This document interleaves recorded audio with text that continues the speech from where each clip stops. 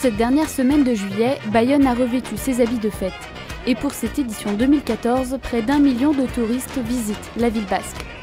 Au milieu des festivités, un petit groupe de catholiques a pourtant décidé de vivre les fêtes autrement. Ce mercredi 23 juillet, l'évêque de Bayonne, l'Escar et Oloron, Monseigneur Marc Hayet, envoie en mission d'évangélisation de rue une vingtaine de jeunes volontaires.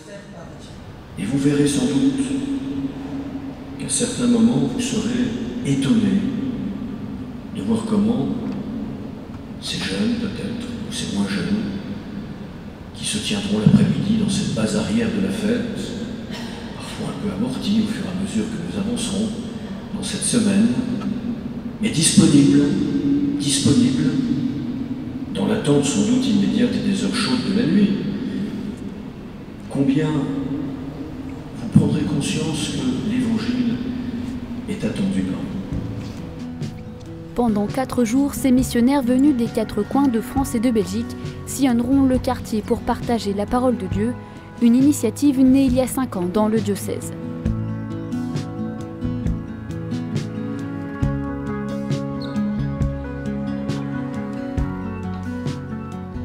Comme tous les matins, la journée débute par un petit enseignement ouvert au public. C'est l'abbé Fournier qui encadre spirituellement les missionnaires durant toute la semaine. Ce jour-là, des touristes se mêlent au petit groupe comme ce jeune festivalier. Ces rencontres surprises suscitent des questionnements de part et d'autre. Bien souvent, chez des gens qui font la fête, boire pour boire, il y a une espèce de fuite. Et bien souvent, il y a des questions intérieures qu'ils ne veulent pas se poser. Et d'une certaine façon, de les voir comme ça circuler dans les rues pour leur parler de leur foi, pour leur parler de Dieu, suscite en eux ces questions qu'ils ne voulaient pas se poser. Et bien souvent, il y a des grandes discussions qui ont lieu à travers ces rencontres, où ils se mettent à nu d'une certaine façon et laissent apparaître ces questionnements. Pour les missionnaires, c'est important pour eux aussi, parce que ça leur permet de transmettre ce qu'ils ont reçu. De par leur baptême, ils sont appelés à transmettre la foi qu'ils ont reçue, et puis à fortifier forcément, quand on expose sa foi comme ça dans un milieu, non pas hostile, mais qui n'est pas prédisposé à cela, ça leur permet de se fortifier eux-mêmes en même temps. Pour la plupart des jeunes, c'est une première expérience d'évangélisation dans la rue.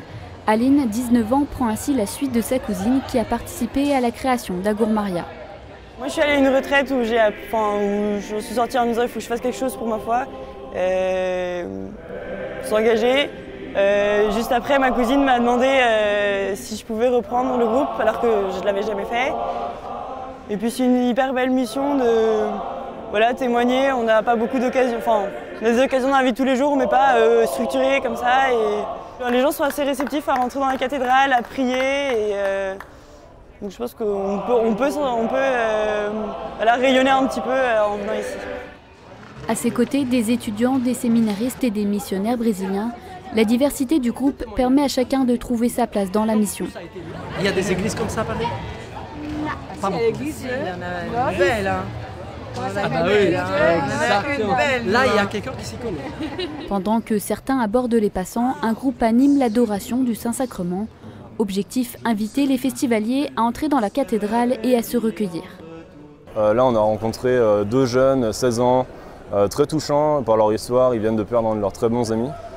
Et je pense à nous, jeunes, ils ont 5 ans de moins que nous, et c'est à nous de pouvoir leur inculquer quelque chose, de leur parler de notre foi, de pourquoi est-ce qu'on est là, de les aider dans ces moments un peu compliqués. Et dans leur environnement familial, il n'y a peut-être pas donc, ce point d'ancrage qu'est Dieu pour pouvoir justement surpasser ces difficultés de la vie. Et aujourd'hui, notre mission à nous, en tant que chrétiens, c'est avant tout l'évangélisation. Et donc ces jeunes, en tout cas, c'était la grosse rencontre d'aujourd'hui.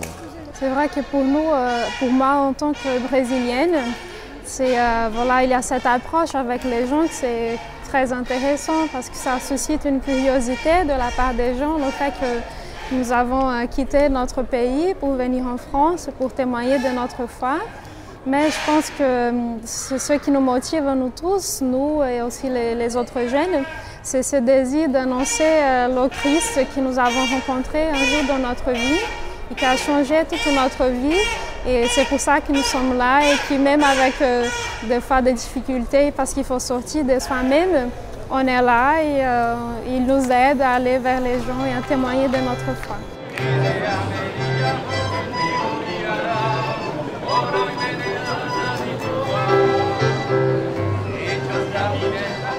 Dans la cathédrale, les chants et les prières résonnent tout au long de la journée et répondent aux chorales traditionnelles qui défilent dans la rue.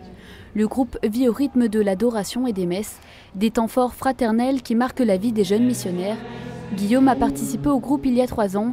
Il revient cette année en tant que séminariste à Bordeaux et membre de la communauté de l'Emmanuel.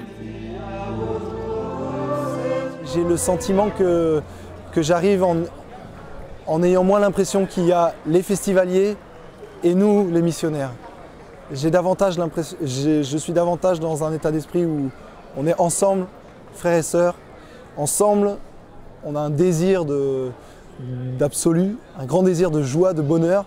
Et simplement, moi, j'ai eu la chance que le Seigneur me dise que ce désir au fond de moi, c'est d'être avec lui et de le connaître. Depuis 5 ans, les missionnaires rythment le cœur de la vieille ville de Bayonne et de sa cathédrale pendant les fêtes.